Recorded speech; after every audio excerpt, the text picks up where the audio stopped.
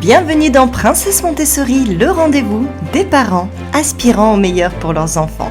Je suis Ksenia Trovetskoy, princesse et passionnée par l'éveil, le développement et le bien-être de nos enfants, mais aussi des parents. Ensemble, transformons l'éducation de nos enfants et notre parentalité en un conte de fées moderne. Prêt pour une aventure enchantée ? C'est parti! Bonjour et bienvenue, si vous écoutez cet épisode, c'est sans doute que vous faites partie de ces parents courageux, parfois un peu fébriles, avouons-le, qui s'apprêtent à partir en voyage avec leurs enfants.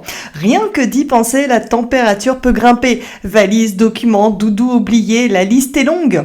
Aujourd'hui, je vais vous raconter comment transformer cette expédition potentiellement stressante en aventure confortable, enrichissante et surtout sereine pour vous comme pour vos enfants. Le voyage commence bien avant qu'on ne monte dans l'avion, dans le train ou dans la voiture. Il débute dès qu'on ouvre la valise. Personnellement, je m'appuie toujours sur une liste de base, un document tout simple que j'affiche dès que le projet se précise. Dès qu'un nouvel impératif me vient à l'esprit, je l'ajoute et au moment de boucler les sacs, je barre ce qui est déjà rangé. Ça évite les réveils en sursaut à 3h du matin pour un tube de crème solaire oublié. Les papiers ensuite, même si nos téléphones contiennent désormais toutes sortes d'applications miracles, rien ne remplace une copie papier ou au minimum un scan stocké hors ligne et envoyé par mail dans une boîte à laquelle vous pouvez accéder partout à tout moment. C'est une petite bouée de sauvetage en cas de perte ou de dysfonctionnement. La trousse de secours suit la même logique, on n'emporte que des médicaments que l'on connaît et que l'enfant a déjà pris.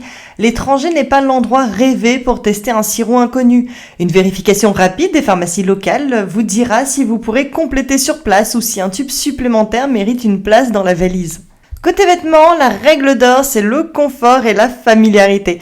On va privilégier les habits qui s'enfilent facilement avec des fermetures simples et que l'enfant a déjà portées. Si vous tenez à des jolies chaussures neuves, faites-les essayer quelques semaines avant. Croyez-moi, un voyage n'est vraiment pas le moment de faire des chaussures.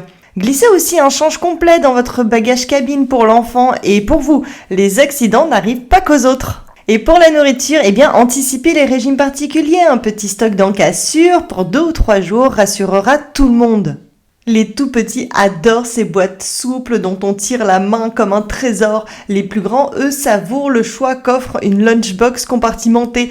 Et n'oubliez pas le sac isotherme, il sauve aussi bien un yaourt au frais qu'une soupe bien chaude. Et vient la grande question, comment occuper son enfant ? Il est inutile d'emporter tout le coffre à jouets. Choisissez 1 ou 2 peluches fétiches, quelques activités compactes, 1 ou 2 livres, une histoire qu'il aime déjà et un grand imagier dans lequel il pourra se perdre, se détendre. J'évite la tablette, moi, pendant le trajet. La tête encaisse déjà les virages et les secousses, donc il est inutile d'ajouter une tornade d'images.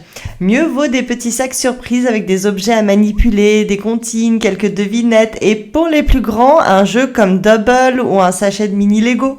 Avant le départ, impliquez votre enfant, expliquez-lui la durée du voyage en comptant les nuits ou les dodos, montrez-lui des photos de la maison ou de l'hôtel, tracez ensemble une carte sur laquelle il pourra coller des autocollants au fil du trajet, laissez-le choisir ce qu'il met dans sa mini-valise. Il saura ainsi où sont ses affaires et il se sentira acteur de l'aventure. Et surtout, le doudou, le plaid préféré doit voyager en cabine, c'est l'assurance tout risque contre les grosses larmes. Pendant la route, la meilleure activité reste vous. Parlez, chantez, observez le paysage. Si vous partez en voiture, prévoyez des pauses régulières, toutes les heures environ, avant 3 ans, toutes les 2 heures ensuite. Idéalement, synchroniser un tronçon avec la sieste, c'est du temps de gagner pour tout le monde. Et la veille, par pitié, couchez-vous tôt, ne faites pas comme moi, un parent reposé est un parent patient. Alors moi je ne le fais pas parce que très souvent on part en voiture, on part suffisamment loin parce qu'on emmène les geckos, on emmène le dog allemand, on emmène tout le monde et par conséquent en fait moi je dors pendant le trajet pendant que mon chéri conduit et gère les enfants et la nuit quand enfin tout le monde dort, je me réveille paisiblement et je conduis toute la nuit, j'adore et le lendemain je dors. Bref, à l'arrivée, faites le tour du quartier, repérez pharmacie, supermarché, parc, aire de jeu. Dans le logement, mettez les objets fragiles hors de portée, cachez les prises avec un bout de ruban, installez un point d'eau à hauteur d'enfant, un petit coin lecture avec 2 ou 3 jouets et si possible étalez son plaid familier pour qu'il retrouve aussitôt une odeur maison. Maintenez les horaires clés, lever, sieste, rituel du coucher. Ces repères sont des ancres, ils sécurisent l'enfant et faciliteront le retour. Quant à l'alimentation, renseignez-vous avant sur les spécialités locales. Sachez où trouver son yaourt ou ses céréales habituelles. Emportez peut-être un sachet de bouillie préféré, pourquoi pas sa petite cuillère ou son assiette fétiche. J'ai vu un petit garçon refuser catégoriquement d'abandonner ses bottes d'hiver sous 40 degrés parce qu'il se sentait submergé. Quand ses parents ont cessé de lutter, il a fini par troquer ses bottes contre des sandales de lui-même dès qu'il s'est senti en sécurité.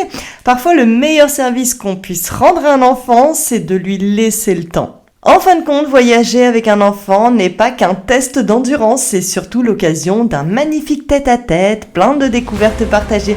L'objectif n'est pas un programme millimétré, mais un climat émotionnel doux pour l'enfant et surtout pour vous. Plus vous préparez l'environnement, moins vous aurez à tout contrôler et plus vous pourrez goûter le moment présent. Merci d'avoir voyagé avec moi au fil de cet épisode. S'il vous a été utile, n'hésitez pas à le partager. Et souvenez-vous, glissez aussi dans vos bagages un petit objet qui vous fait plaisir à vous, pas seulement à votre enfant. On se retrouve dès la semaine prochaine pour un nouveau podcast.